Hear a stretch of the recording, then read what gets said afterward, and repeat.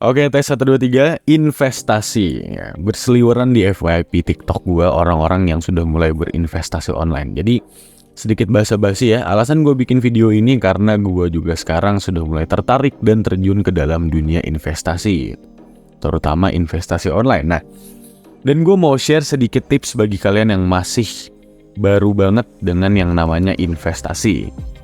Langkah awal apa saja yang perlu lo lakukan atau lo pelajari untuk memulai investasi.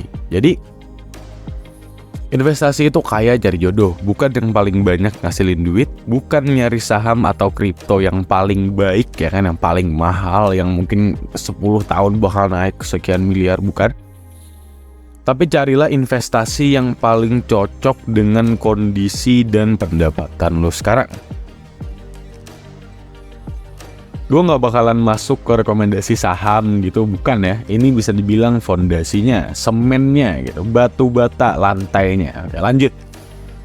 Yang pertama, tujuan dari lo berinvestasi itu apa? Misalnya, gue investasi buat nyari modal nikah, atau gue mau investasi dengan tujuan menambah penghasilan gue per bulan. Gue mau investasi jangka panjang supaya nanti dana pensiun gue tuh bertambah gitu. Gue investasi buat pensiun. Nah, semakin pendek jangka waktu rencana investasi lo, maka cari investasi yang rendah juga resikonya. Begitu pula sebaliknya. Kedua, tentuin kemungkinan kerugian yang dapat lo terima. Orang yang baru mulai investasi itu rata-rata mencari investasi apa yang hasilin cuannya paling banyak.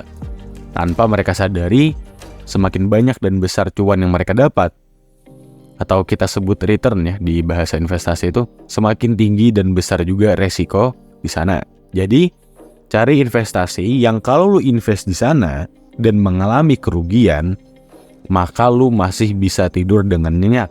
Lu masih bisa makan dengan gampang gitu loh. Jangan ini duit seadanya invest di investasi yang mungkin kerugiannya tinggi, habis itu ternyata lu rugi gitu kan. Lu nggak bisa makan, lu jadi bingung kayak besok makan apa segala macam, tidur jadi nggak nyenyak. Jangan gitu ya. Cari investasi yang kerugiannya ya, kalau misalnya lu rugi itu masih dapat lu handle atau lu terima. Yang ketiga, cari platform investasi yang aman dan diawasi oleh OJK. Oke, cari platform investasi yang aman dan diawasi oleh OJK. Ini wajib, jangan pakai platform aplikasi yang abal-abal. Yang keempat, mulai aja dulu. Oke, kebanyakan orang tuh menunda memulai berinvestasi dengan alasan kayak modal gue cuma 500.000, itu nggak masalah. Nggak masalah, mulai aja dulu.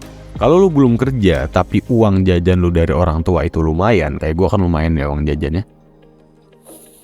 Coba lu sisihkan sekian ratus ribu misalnya dalam seminggu atau sebulan, dan coba lu mulai investasi di jenis investasi yang resikonya kecil, kayak di reksadana. Sambil terus lu upgrade, lu cari tahu, ya kan, lu tambah pengetahuan lu di bidang investasi. Oke, itu sekiranya hal-hal dasar yang mungkin lu perlu tahu sebelum mulai berinvestasi. Jadi ayo mulai berinvestasi. Sekian dari gue, adios.